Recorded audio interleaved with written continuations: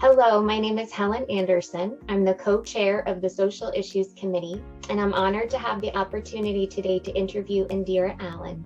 She's the leader or one of the leaders of the DEI task force and a fellow member of the League of Women Voters of Manatee County. Hi, Indra. Hello, everyone. Do you want to tell us a little bit about yourself? Yeah, sure. So my name is Indra Allen Stevens. Me and my sisters, we run a newspaper up in Connecticut. It's called the Northend Agents. It's one of the oldest and largest African-American newspapers in Connecticut. And yeah, I'm our social media manager. I do graphic work for us, and I'm also our editorial assistant. So working my way up the ladder. That's wonderful. Well, we're so happy to have that expertise and your experience on our call today, because in support of our community outreach efforts, in today's interview, we're going to be focusing on the art of asking questions. Mm-hmm. So what project have you been working on for Northend Agents newspaper that gave you this opportunity to practice those skills? So in 2020, I really began taking over our social media, and we have a social media manager. So I am now the social media manager, but we had someone come in and help us with our social media.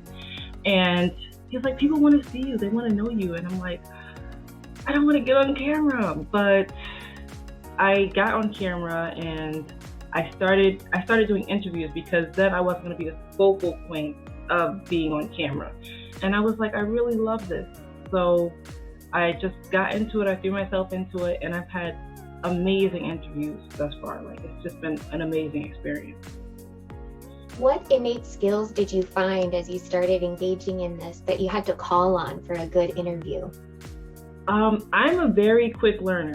So I only like to do just the minimal amount of research on something, and then I just find like I like to do things differently. I don't like to do things the same way. So I did do some research on how to do interviewing, but like, I'm a quick learner. So that was one of my innate skills. And also people pleasing. That it sounds crazy, but this is the perfect time for your people pleasing to become your superpower, because if you're a people pleaser, you know if somebody is not feeling well, if they don't like this or that, you just know. So you can use those abilities to create a safe space for people to feel really comfortable. And also, I'm okay with being vulnerable. I'm okay with making mistakes. So I just make them, and then they see that they can be vulnerable with me, and I'm like, okay, yeah, that's cool. Tell me more about creating that safe space, and what things did you intentionally have to do to make them feel comfortable? Like, if you were to try to teach it to someone else, what tips or tools would you teach someone else to help create a safe space for someone interviewing? Well, when you're getting on the camera with somebody, the camera is kind of daunting. So like anybody who's getting up there. So for me, I like to have an initial conversation with the person. So I'm in correspondence with them. I share the questions that I'm going to ask them, and that way there's no surprises when they get into the interview. They have time to prepare. So that eliminates some of that stress. And there's also the correspondence with me. And then I get on the phone and I'm just my bright, bubbly self with them. And we just chat for a little bit, and I tell them, I'm like, you're going to be okay. Like, I'm going to take great care of you. Like, when we get on the interview, you're going to be completely fine. And then when we get on the video call, then I talk to them for a little bit, and then we kind of get into it. And if I notice they're getting a little bit uncomfortable, I will jump in and I will affirm whatever they're saying in that moment, or I will do something that will help them kind of like feel just a little bit more comfortable, because they're really nervous at the time. So you want to bring down their nerves. What signals do you look for to know whether or someone is comfortable or not? It's all about the tone of voice. Like, I don't know, like I can just pick up on it really easily, because like I said before, like I do have a people-pleasing tendency. I'm working on it, but it's an energetic cue. Like when I'm talking with you, Helen, you're engaged, you're calm, you're you're centered. Like this, you've been on the camera before, so you're comfortable here. Another person who might not be here before, they may be fidgeting, they're moving side to side, unless that's that's just how they are. Their tone of voice may like go high and stuff like that. So just catching those little cues, just making sure you're completely focused on that person and trying to put yourself in their shoes so that you can feel how they're feeling, and then try to fix things so that they feel a little bit more comfortable on their side. Does that make sense? It does. You mentioned a minute ago that one of the ways that you make them more comfortable is to affirm them. Tell me more about what that means. Well, actually, you kind of just did it. So asking, like, if you feel like they didn't answer the question well enough, you can go in just like how you did and say, bring up a past point and ask them to delve further in on that point. And so then that makes it makes it so that you will get a complete answer out of them, and they'll feel comfortable. They'll be like, oh no, I didn't mess up or anything. It's just it's just that I want to go deeper into that point. Yeah, and by doing that, I would imagine that the person feels like you're really listening to them because you pulled out one specific thing and are asking them to go deeper into it. So you show them that you demonstrate that you heard them. That's really good. And getting excited about what the person has to say, like that's very important, because you don't want to talk to someone who's not excited about the topic that you're talking about, or that you feel is not engaged and is not there with you. So you want to be there with them as much as possible. So I recommend doing research beforehand on whatever topic they're coming up with, and find your niche of excitement in whatever topic they're talking about. And then allow it to be genuine, because genuine excitement is felt. You can't fake excitement.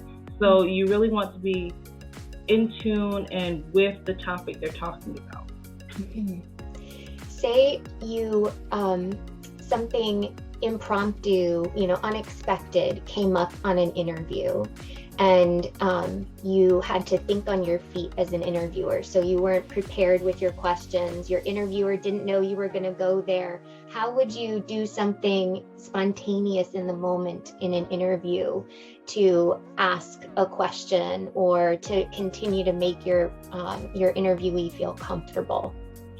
So I send all the questions beforehand. So if I'm asking a question that is personal and that is off of our question sheet and they did not expect it, then I would ask them, but like only if you're comfortable.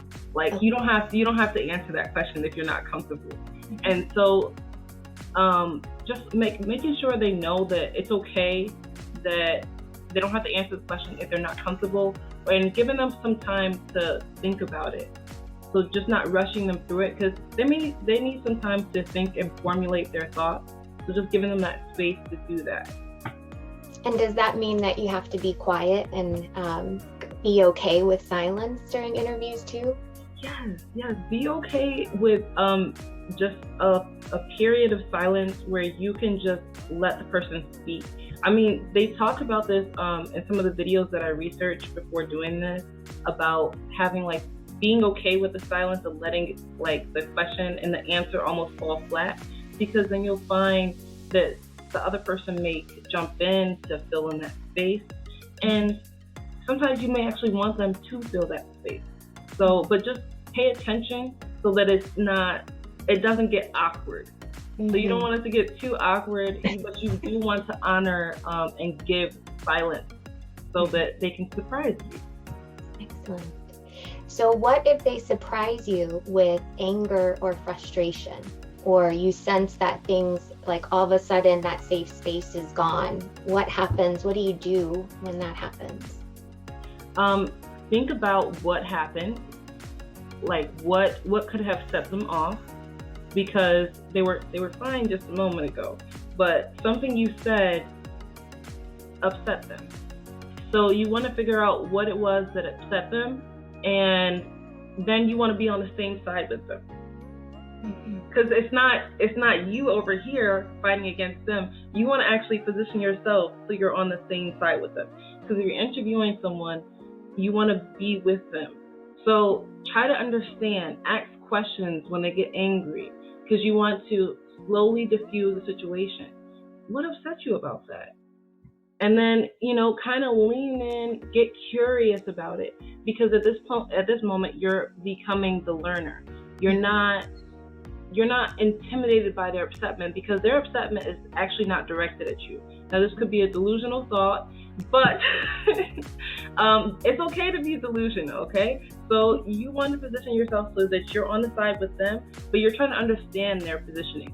So ask them questions that lead you in. Make sure your voice is calm. You've got a smooth cadence, and just don't be intimidated. Center yourself so that you don't get off into their upsetment and stuff like that. You want to stay calm and then slowly work your way in until you're back to a good place. And then just say, I understand you, because that's all they want. They want to be understood. What if so I hear you saying understand, so understand them, but what if you disagree with their position or what they're saying? And maybe really strongly, what if it really is different than your personal beliefs? When it's different from your personal beliefs, honor your beliefs, but at the same time, remember that you are there asking them you're asking them questions. So you're seeing somebody else's perspective that may be different than yours, and you have to ask yourself, am I actually going to be able to change their belief in this moment? And if the answer is no, then don't try to. Just simply ask questions to understand where their belief is coming from. And if you don't agree with that, that's fine. But the interviewer is that they're not focal point of the interview. The interviewee is the focal point of the interview. So the attention should always be on the interviewee. And it's not about you and your beliefs at this moment, it's about them. So you're asking questions to them, you want to understand more of their belief. And even if you don't appreciate their belief, you asking more questions about their belief allows other people to understand them a bit more, while you are also understanding them a bit more. Mm-hmm. And stay true to what you believe in. You don't want to completely jump over to their side and just agree with everything that they have to say, but you want to still make clear that this is a safe space where you can share things that are outside of your belief system. Mm-hmm. That's wonderful. One of the main things I'm taking away from that is the difference between understanding what someone is saying and agreeing with it, and that talking with someone means that you can grow your understanding, but it doesn't mean that you ever have to agree with them. Yeah. But to continue to make them feel comfortable, to continue to ask questions, continue to watch your own energy levels. You're watching their energetic cues, but it sounds like you're also really paying attention to your own. Yes, you definitely have to pay attention. Great job, Helen. You definitely have to pay attention to your own energetic cues. When you're getting uncomfortable, you have to make sure you bring yourself back so that you're in a safe, you feel like you're in a safe space. Because the last thing you want as an interviewer is to be like nervous and fidgeting on your side. I mean, it does make the interviewee feel a little bit more comfortable, but you're facilitating this. So you want to make sure you look good too.